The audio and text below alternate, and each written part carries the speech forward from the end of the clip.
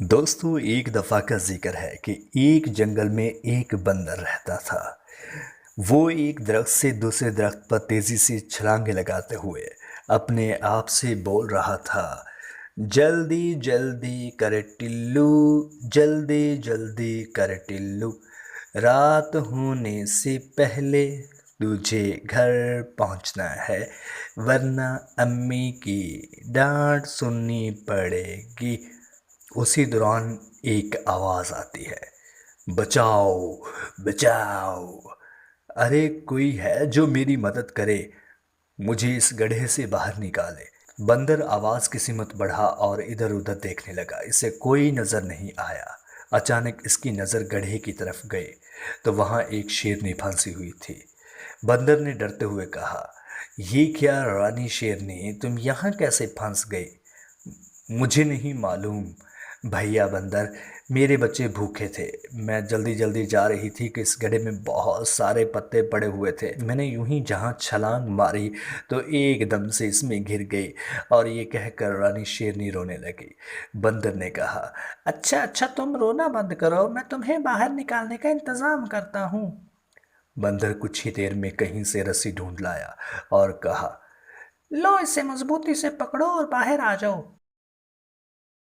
कुछ ही देर बाद शेरनी बाहर आ गई। जैसे ही शेरनी बाहर आई, बंदर डर के मारे दरख्त पर चढ़ गया, कहीं शेरनी इसे ही ना खा जाए। रानी शेरनी ने कहा, अरे बंदर भैया, तुम मुझसे क्यों डर रहे हो? तुमने तो मेरी जान बचाई है। मैं तुम्हें थैंक यू कहती हूँ।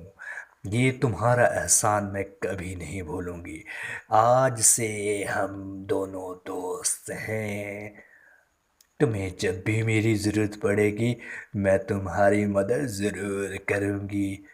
बंदर ने कहा, अच्छा, अब मुझे जाना होगा, मेरी अम्मी मेरा इंतज़ार कर रही होगी।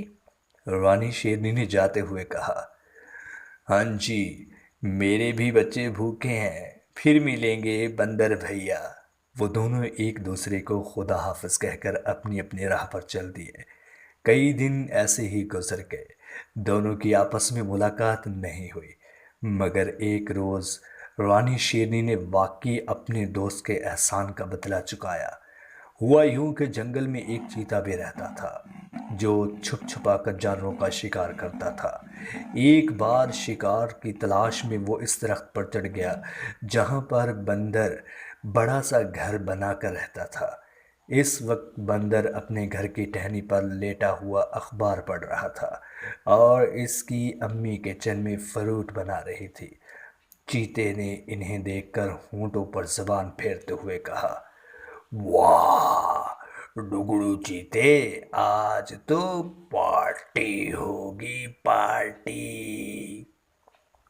चीता आहिस्ता आहिस्ता आगे बढ़ा और एकदम से बंदर पर हमला करके इसे अपने पंजों में दबोच लिया। चीते ने गुस्से से कहा, अब तुझे कौन बचाएगा बंदर मियाँ, ओ बंदर की औलाद। बचाओ बचाओ, अरे कोई तो इस जालिम चीते से मेरी जान बचाए। बंदर चिल्ला चिल्ला कर मदद के लिए पुकारने लगा। अचानक खुद को छुड़ाने की कोशिश में इसकी टांग फिसल गई और वो सीधा नीचे जा गिरा।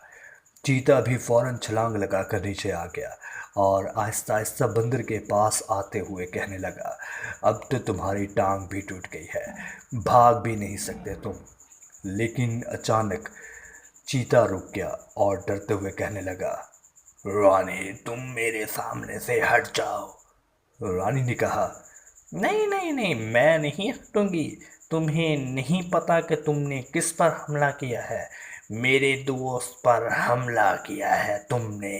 बंदर मेरा दोस्त है, एक बार इसने मेरी जान बचाई थी। फिर रानी ने चीते को बहुत मारा, इतना मारा कि वो दुम दबाकर वहां से भाग गया। बंदर ने रानी शेरनी का शुक्रिया अदा किया। रानी ने बंदर से कहा, अरे नहीं टिल्लू भाई, ये तो मेरा फर्ज था। प्यारे बच्चों, इस कहानी से हमें ये सबक मिला है कि अपने दोस्तों को मुश्किल के वक्त अकेला नहीं छोड़ना चाहिए, इनकी मदद करनी चाहिए, चाहे जितनी ही बड़ी मुश्किल हो। हमेशा इनका साथ देना चाहिए।